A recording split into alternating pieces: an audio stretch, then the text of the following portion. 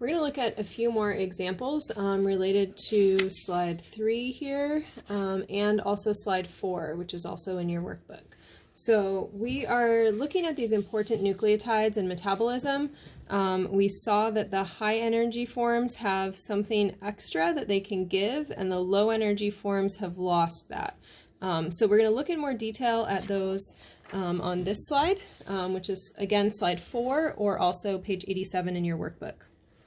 So we already looked at the ATP turning into ADP. So this is triphosphate turning into diphosphate. And so the thing that has been given away was the phosphate. Okay. The next one down that we want to look at is this NADH plus H plus. Gives NAD plus and 2 H's. So first of all, we can find some of those pieces, phosphates, sugars, and bases. Here are 2 sugars. Here is a base over here. This is the adenine. And then I also have vitamin B3 over here in the box. This is just good to note, not a base. Even though it has the nitrogen here, we don't call this a base because this is an amide here on the end of it. And this is why we eat vitamin B3 niacin, because it's utilized to make this important coenzyme. Also on this molecule, we can see that there are 2 phosphate groups in the middle here. I can tell that there are 2 by finding those specific phosphorus atoms. And that tells me that there's 2. So that's how I would go through and find the phosphate, sugar, and base.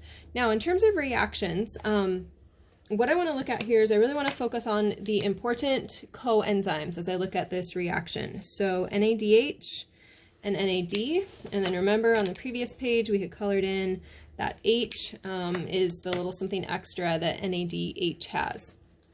And so I can ignore these other hydrogens for this class as we're simplifying things, and I want to look at NADH turns into NAD. And so as that process happens, you can essentially ignore these other H's. They're there, they're important, but they're beyond our class. So I can look here and say NADH loses a hydrogen. And if we remember, oil rig, oxidation is loss. So the forward reaction, going from left to right, would be oxidation here. All right, and I'm focusing on the NADH turns into NAD. The reverse reaction, going the other way, NAD turning into NADH, would be considered a reduction reaction. So that's how I think through a second one here.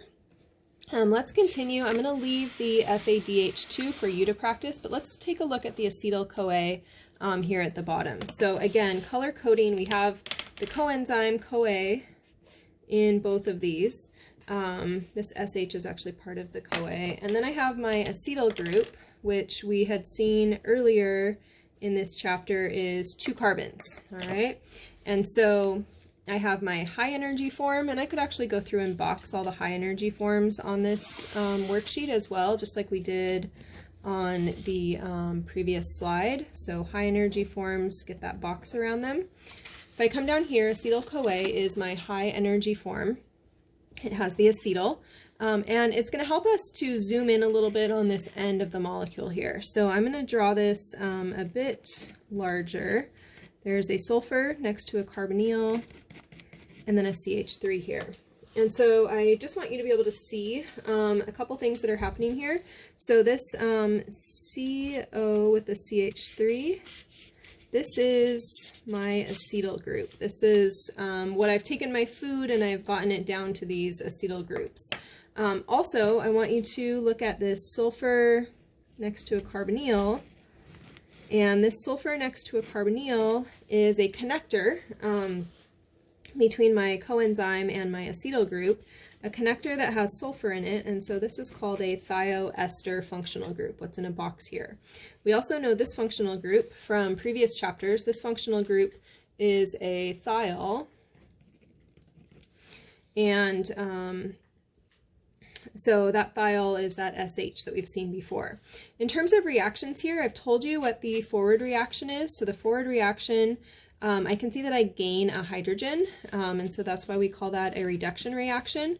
In the reverse, I would lose that hydrogen, and so the reverse reaction, I would say, is an oxidation reaction, where I lose that hydrogen.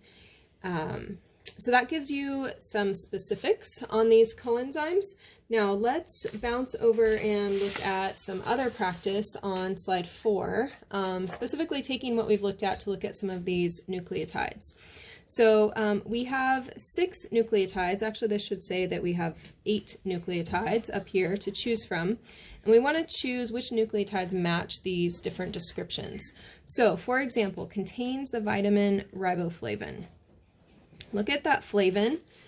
I don't care so much exactly some of these other words, but if I look up here, here's that flavin, okay?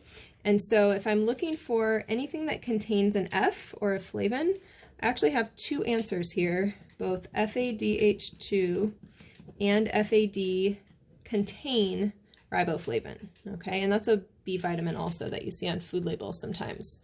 Let's think about coenzyme A a little bit here. So I actually added a couple of extra problems on at the bottom here. And so the high energy form of coenzyme A, here's coenzyme A. The high energy form has a little something extra, something it can give. And so I would say that the high energy form of coenzyme A is acetyl-CoA. All right, high energy were the boxed ones. If instead I asked you which of these 8 up here contain coenzyme A, well, both of these contain coenzyme A, and so then my answer would be acetyl-CoA and also coenzyme A. All right. Finally, another way that you might see this is, the low energy, you don't have to underline that, but the low energy form of coenzyme A, and that's going to be the form that does not have that extra acetyl, and so the low energy form would just be coenzyme A. So that's how to think through some of those. I might also look at my ATP here. This exchanges word may feel confusing to you. It's a little bit confusing to explain, but I could say releases energy when a phosphate bond is hydrolyzed. With the ATP, I want to just give you a real simple energy diagram here. This is something we did in chapter 5.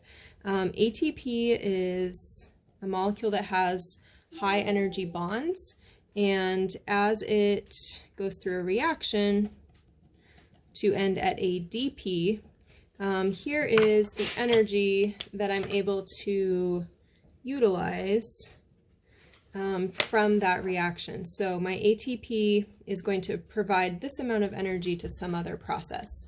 And so I would say that ATP is a nucleotide that is going to release energy when you chop off that phosphate bond. So that gives you a couple examples here. Let me actually do one more. Reduced form of NAD+. So reduced form, remember, I can think back to oil rig. Reduction is gain of hydrogens. And so the reduced form of NAD, if I look up here, is going to be the one with the hydrogen in it. So this would be NADH is the reduced form of NAD. So hopefully that gets you going with some examples there. Over here on the other side, we have some other practice to look at our reactions. We already looked at one. The pyruvate to acetyl-CoA is a complicated reaction, and so I do want to just look at that with you for a moment here.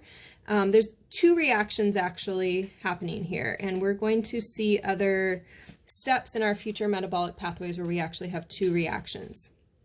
So in terms of oxidation and reduction, we want to keep it simple by just looking at our coenzymes. And so if I can look at my coenzymes, the NAD, the NADH, if you want to, you can super color code it to see what's happening.